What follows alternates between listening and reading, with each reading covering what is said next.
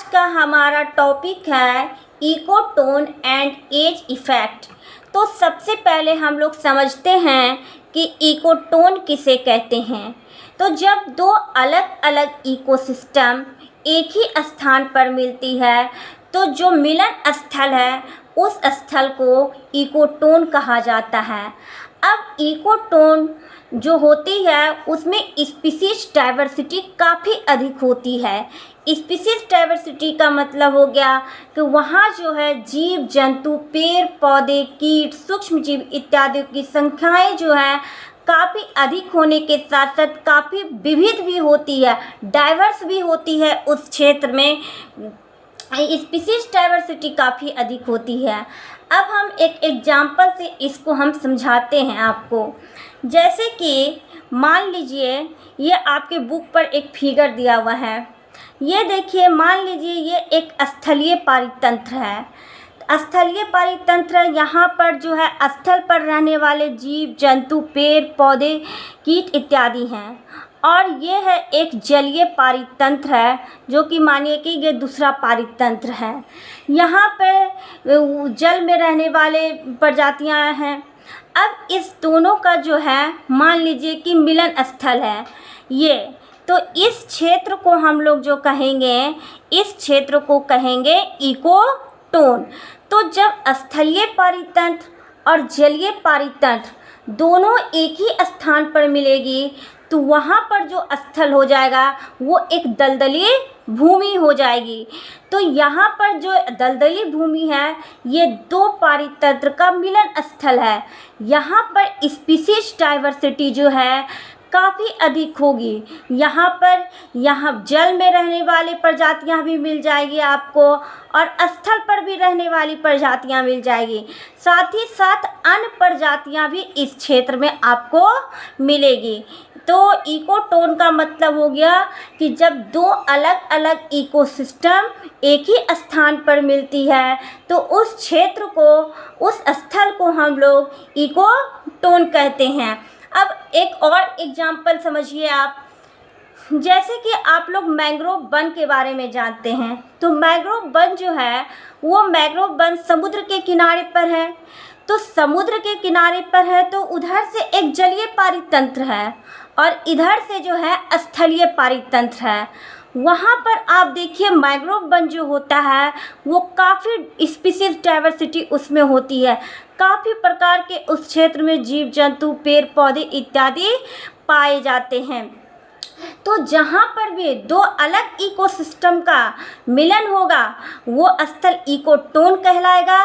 साथ ही साथ उस स्थल पर जो है स्पीसीज डाइवर्सिटी काफ़ी अधिक होगी। अब आपको एज इफ़ेक्ट किसे कहेंगे? तो सबसे पहले देखिए, जब इकोटोन की घटनाएं होती हैं, तो वहाँ स्पीसीज डाइवर्सिटी होती है। इसी को एज इफ़ेक्ट भी कहते हैं क्योंकि यहाँ पर दो अलग अलग इकोसिस्टम का जो है दो अलग अलग इकोसिस्टम के किनारे का भी मिलन होता है, इसलिए इसको एज इफ़ेक्ट कहते हैं। इसको भी थोड़ा एक डायग्राम से आप समझिए। मान लीजिए कि ये कोई एक इकोसिस्टम है, ठीक है, और ये मान लीजिए कोई दूसरा इकोसिस्टम है। इकोसिस्टम वन में जो है मान लीजिए कि इस प्रकार की प्रजातियां पाई जा रही हैं और इकोसिस्टम सेकेंड में जो है इस प्रकार की प्रजातियां पाई जाती है। लेकिन जब ये दोनों स्थल एक स्थान पर मिलती है, मतलब कि इकोटोन की घटना घटती है, इकोटोन वाला स्थल है, तो यहाँ इधर की भी प्रजातियां मिलेगी, यहाँ पर की प्रजातियां भी मिलेगी, साथ ही साथ कुछ नई प्रजातियां भी इसमें मिलती है। तो ये क्षेत्र जो हो गया आपका वो काफ़ी डाइवर्स होती है, स्पीसीज डाइवर्सिटी काफ़ी अधिक हो जाती है। अब जो मिलन स्थल है, जो इकोटोन वाला क्षेत्र है, आखिर उसमें इतनी अधिक स्पीसीज डाइवर्सिटी होती ही क्यों है? इतना अधिक स्पीसीज डाइवर्सिटी क्यों मिलती है वहाँ?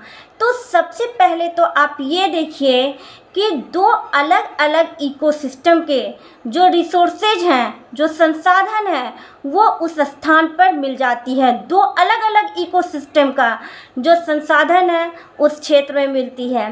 साथ ही साथ जो इकोटोन वाला क्षेत्र रहता है वहाँ सौर प्रकाश की मात्रा काफ़ी अधिक पड़ती है।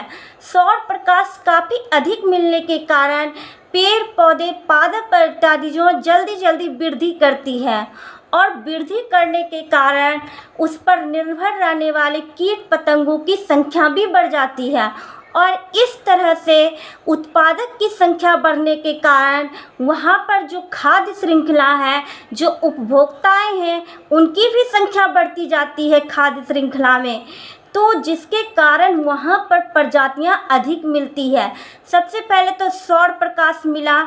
सौर प्रकाश अधिक मिलने के कारण उस क्षेत्र में पादप में अधिक होते हैं, भोजन जल्दी जल्दी बनाते हैं, वृद्धि करते हैं। अब उस पेड़ पौधे या पादप को खाने के लिए कीट पतंगों की संख्या बढ़ जाती है। जब कीट पतंगों की संख्या बढ़ जाती है तो उस कीट पतंग को खाने के लिए भी अन्य जीवों की भी संख्या बढ़ जाती है। इस तरीके से वहाँ पर स्पीसीज डाइवर्सिटी काफ़ी अधिक हो जाती है। तो अब आप लोग इकोटोन और एज इफेक्ट बिल्कुल अच्छे से समझ गए हैं। अब अगला टॉपिक है आपका पढ़ना बायोम। तो सबसे पहले हम लोग समझते हैं कि बायोम किसे कहते हैं। तो बायोम का मतलब हो गया कि एक बहुत बड़े भौगोलिक क्षेत्र, एक बहुत बड़े भौगोलिक क्षेत्र का जिसमें जीव जंतु, पेड़ पौधे, सूक्ष्म जीव, कीट इत्यादि अपनी एक विशिष्ट विशेषताएं रखती है, एक अपना अलग गुण रखता है। उस पूरे क्षेत्र को जो है बायोम कहते हैं। जैसे कि आप समझिए कि मरुस्थलीय बायोम है, तो पृथ्वी पर के जितने भी मरुस्थलीय क्षेत्र होंगे वहाँ पर पाए जाने वाले जीव जंतु, पेड़ पौधे, कीट पतंग सब एक जैसे होंगे। तो ये क्षेत्र आपका मरुस्थलीय बायोम कहलाया। जैसे कि हम ले लेते हैं उष्णकटिबंधीय वर्षावन ले लिए, तो पृथ्वी पर जितने भी जगह पर उष्णकटिबंधीय वर्षावन होंगे वहाँ पर पाए जाने वाले जीव जंतु, पेड़ पौधे सब एक जैसे होंगे, वो अपनी एक विशिष्ट विशेषताएं रखती होंगे। उसी प्रकार से मान लीजिए कोई घास स्थल है, तो जो घास स्थल है तो पृथ्वी पर के जितने भी घास स्थल होंगे वो सभी में एक जैसे ही जीव जंतु, पेड़ पौधे इत्यादि मिल रहे होंगे। इसका मतलब है कि एक बहुत बड़े भौगोलिक क्षेत्र का जिसमें रहने वाले जीव जंतु, पेड़ पौधे, कीट पतंग सभी एक जैसी विशेषताएं रखती है, तो उस बड़े भौगोलिक क्षेत्र को हम बायोम कहते हैं। अब कल के क्लास में हम अलग अलग प्रकार के बायोम पढ़ेंगे, ठीक है।